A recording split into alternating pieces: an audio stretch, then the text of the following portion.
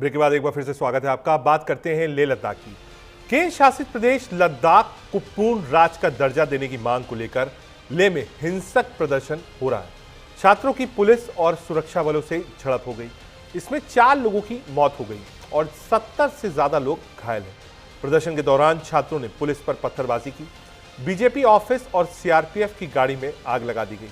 उधर प्रशासन ने लेह में बिना अनुमति रैली प्रदर्शन पर बैन लगा दिया है। ये छात्र सोशल एक्टिविस्ट सोनम वांगचुक के समर्थन में विरोध प्रदर्शन कर रहे थे। वांगचुक पिछले 15 दिनों से भूख हड़ताल पर बैठे थे। मांगे पूरी न करने के विरोध में प्रदर्शनकारियों ने आज बंद बुलाया था। इसी दौरान हिंसा हुई। आपको बता दें, लेह में कर्फ्यू लागू कर दिया गया है। अर्धसैनिक बलों की टुकड़ियां सड़कों पर तैनात हैं। इस बीच हिंसा पर गृह मंत्रालय की तरफ से बड़ा बयान आया है। गृह मंत्रालय ने लद्दाख में हुई हिंसा के लिए एक्टिविस्ट सोनम वांगचुक को जिम्मेदार ठहराया है। इसी बीच सोनम वांगचुक के लिए मुश्किलें और ज्यादा बढ़ गई हैं। दरअसल सीबीआई ने सोनम वांगचुक के एक संस्थान के खिलाफ एफसीआरए के कथित उल्लंघन की जांच शुरू कर दी है। अधिकारियों ने बताया है कि सोनम वांगचुक द्वारा स्थापित एक संस्थान के खिलाफ एफसीआरए के उल्लंघन को लेकर कुछ समय से जांच जारी है, लेकिन अब तक कोई प्राथमिक दर्ज नहीं की गई है। जानकारी के मुताबिक ये जांच Himalayan institute of alternative Ladakh में कथित एफसीआरए के उल्लंघन के मामले में हो रही है। वांगचुक की टीम ने बताया है कि सीबीआई की एक टीम करीब 10 दिन पहले एक आदेश लेकर आई थी। ये कार्रवाई गृह मंत्रालय की शिकायत पर हो रही है। वांगचुक की ओर से कहा गया आदेश में कहा गया था कि हमने विदेशी फंडिंग करने के लिए एफसीआरए के तहत मंजूरी नहीं ली है। हम विदेशी धन पर निर्भर नहीं रहना चाहते, लेकिन हम अपने ज्ञान के जरिए राजस्व जुटाते हैं। ऐसे 3 मामलों में उन्हें लगा कि ये विदेशी योगदान है। सोनम वांगचुक ने दावा किया है कि ये दोनों स्कूल जरूरतमंद युवा छात्रों को मुफ्त शिक्षा देते हैं।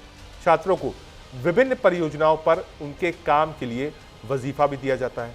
सीबीआई अधिकारी अब भी लद्दाख में डेरा डाले हुए हैं और रिकॉर्ड की गहन जांच कर रहे हैं। अब आपको बताते हैं ये हिंसा कैसे फैली। लेह लद्दाख में भड़की हिंसा में 4 लोगों की मौत हुई है। 80 लोग घायल हैं। घायलों में करीब 40 पुलिस वाले हैं। गृह मंत्रालय ने लेह लद्दाख में हुई हिंसा के लिए सोनम वांगचुक को जिम्मेदार ठहराया है। गृह मंत्रालय ने कहा है सोनम वांगचुक ने भीड़ को अपने भड़काऊ बयानों से उकसाया है। कई नेताओं द्वारा भूख हड़ताल खत्म करने की अपील करने के बावजूद सोनम वांगचुक ने अनशन जारी रखा। उन्होंने अरब स्प्रिंग स्टाइल में विरोध प्रदर्शन के उत्तेजक बयान दिए। साथ ही नेपाल में जेंजी के विरोध प्रदर्शनों का हवाला दिया। हालांकि सोनम वांगचुक इस आरोप से इनकार कर रहे हैं। आपको बता दें, इन मांगों को लेकर सरकार के साथ बैठक दिल्ली में 6 अक्टूबर को होगी। साल 2019 में अनुच्छेद 370 और 35 से हटाते समय जम्मू कश्मीर और लद्दाख 2 केंद्र शासित प्रदेश बनाए गए थे। सरकार ने उस समय ही राज्य के हालात सामान्य होने पर पूर्ण राज्य का दर्जा बहाल करने का भरोसा दिया। लेह में हिंसा है, वजह क्या है, साजिश क्या है, ये आपको बताते हैं। गृह मंत्रालय वर्सेस सोनम वांगचुक। सोनम वांगचुक मांग पर लगातार बात चल रही थी। लोगों को लगा बातचीत का असर नहीं है। लगातार अनशन से माहौल बिगड़ा। हिंसा जायज नहीं है, बेवकूफी बंद करें। भड़काऊ भाषण से स्थिति बिगड़ी। कुछ हुआ वो अनायास था। नेपाल की मिसाल देकर भड़काया। सभी वर्गों का साझा आक्रोश था। ये मांग पर लगातार बात चल रही थी। लोगों को लगा बातचीत का असर नहीं है। ये हम आपको बता रहे हैं क्रोनोलॉजी। क्या कुछ कहा सोनम वांगचुक, सुनाते हैं। कर रहे हैं कि पिछले चुनाव का वादा पूरा कीजिए। अगले में जाने से पहले पिछले चुनाव का वादा था कि आपको 6वें शेड्यूल में लाएंगे, तो अब लोग मांग कर रहे थे इसे पूरा किए बिना हम आपको नहीं जाने देंगे। उनमें से बड़ी आवाज़ मेरी थी, तो मुझ पर उन्होंने निशाना साधा और 1.5 महीना पहले हमें बताया गया कि आप पर एक FIR है, वो भी देशद्रोह का है। उसके बाद हमारे विद्यालय की ज़मीन वापस ले जा रहे हैं, ऐसा नोटिस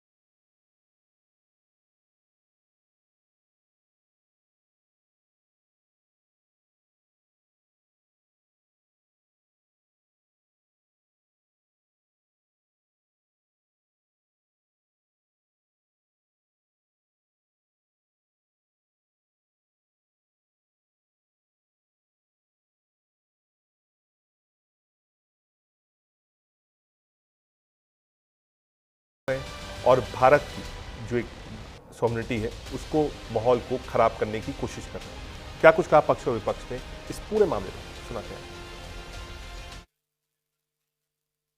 कांग्रेस को पता चल गया है कि लोग अब देश में उनको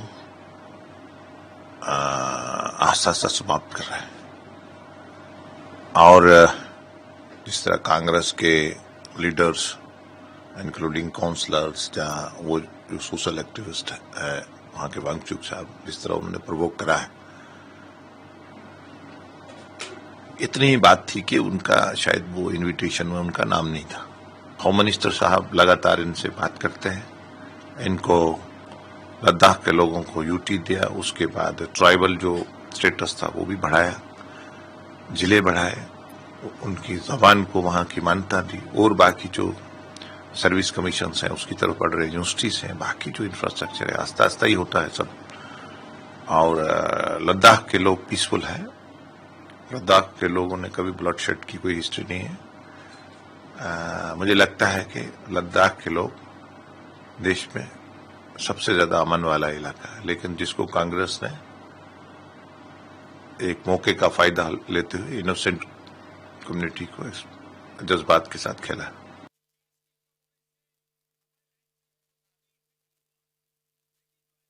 स्थितियों का निर्माण अगर किया है तो बीजेपी की सरकार ने किया, वहाँ पर जो एडमिनिस्ट्रेटर बैठा वह किया है, उनकी मांग आप मान नहीं रहे हैं। उनका ये कहना है कि 2 लोकसभा होना चाहिए, जो लेह है उसका अलग है, कारगिल का अलग लोकसभा है, वार्तालाप उनसे होना चाहिए। फिर उनका ये कहना है कि चीन बहुत ज़्यादा ज़मीन को अतिक्रमण कर दिया है, उसको ये संबोधित नहीं कर रहे हैं, बेरोजगारी बहुत भयंकर है वहाँ पर, ये मामला है। और ये बात ले अपेक्स बॉडी के, ये जो आंदोलन हुआ ले अपेक्स बॉडी के कॉल पर हुआ है। सोनम वांगचुक तो कह रहे थे कि नहीं, ऐसा होना ही नहीं चाहिए। और जिस तरह से सोनम वांगचुक के साथ में अन्याय किया गया, उनके यूनिवर्सिटी को डिरिकॉग्नाइज किया गया, सीबीआई की रेड कराई गई, ऐसे तो क्या होगा कि जनता में उबाल तो आएगा ही। उबाल के लिए जिम्मेदार बीजेपी सरकार। स्थितियों का निर्माण अगर किया है तो बीजेपी की सरकार ने किया, वहाँ पर जो एडमिनिस्ट्रेटर बैठा वह किया है, उनकी मांग आप मान नहीं रहे हैं।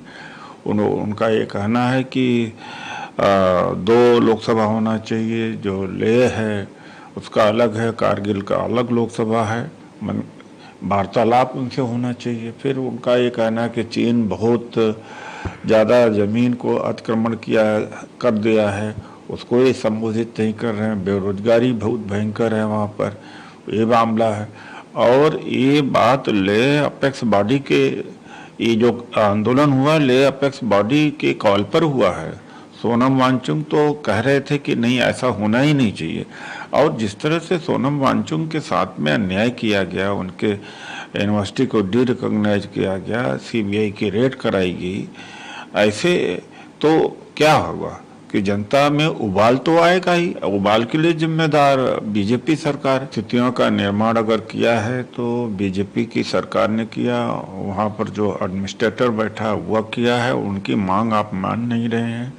उनका ये कहना है कि 2 लोकसभा होना चाहिए, जो लेह है उसका अलग है, कारगिल का अलग लोकसभा है, वार्तालाप उनसे होना चाहिए। फिर उनका ये कहना है कि चीन बहुत ज़्यादा ज़मीन को अतिक्रमण कर दिया है, उसको ये संबोधित नहीं कर रहे हैं, बेरोजगारी बहुत भयंकर है वहाँ पर, ये मामला है।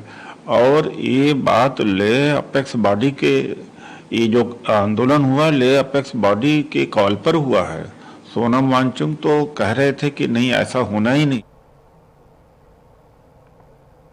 आप बता रहे हैं लद्दाख में कब कब हिंसा भड़की। 1962 भारत चीन युद्ध के दौरान, 1986-87 में समतुरोंग चो टकराव था, 2013 में देपसांग घाटी घुसपैठ था, 2014 में चुमार से झड़प हुई, 2017 में डोकलाम भूटान विवाद हुआ, 2020 गलवान घाटी हिंसा हुई, 2021-23 में पैंगोंग झील, गोगरा हॉट स्प्रिंग्स पर तनाव था। क्या कुछ कहना है कविंदर गुप्ता का और फारूक अब्दुल्ला का इस मामले में, सुनाते हैं। लद्दाख के मेरे भाइयों और बहनों, आज बड़े दुखी हृदय के साथ आपसे रूबरू होना पड़ रहा है।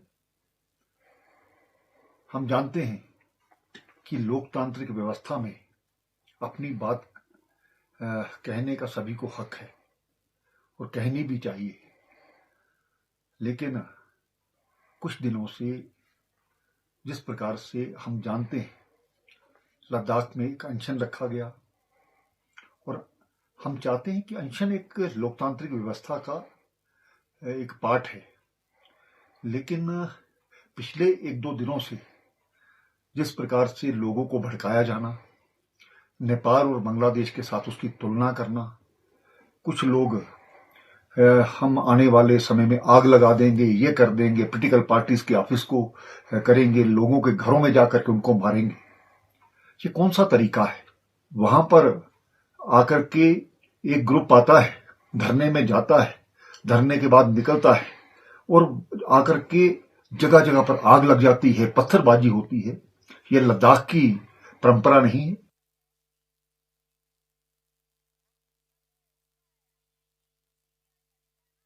कल जब उनकी हालत बहुत खराब हो गई और उनको स्ट्रेचर पे लिया गया अस्पताल, तो उन बच्चों के से रहा नहीं गया। 5 साल से वो वहां पे खामोशी से एहतजाज कर रहे हैं कि उन्हें 6th शेड्यूल और स्टेटहुड मिलना चाहिए। और उन्होंने वांगचो उनके लीडर थे, ले से वो पैदल चले दिल्ली तक कि उनसे कहें कि इस चीज़ को देखें।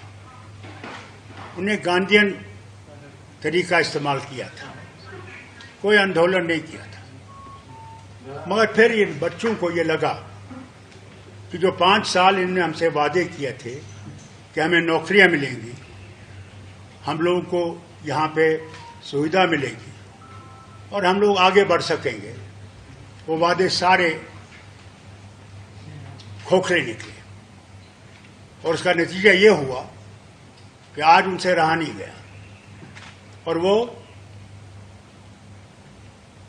बाहर निकल आए। और माफ़ी चाहता हूँ ये कहने को, उन्हें गांधी का रास्ता छोड़ के आंदोलन का रास्ता लिया, जिसमें कि उन्होंने बहुत सख्त कदम उठाए